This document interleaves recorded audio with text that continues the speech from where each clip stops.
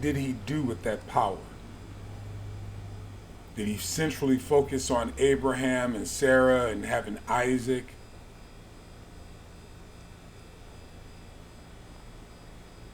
In his old age, having Isaac?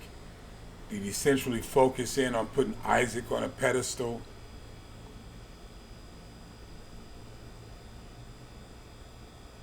Centrally focus in on getting more cattle, more sheep? Or did he focus in on creating partnerships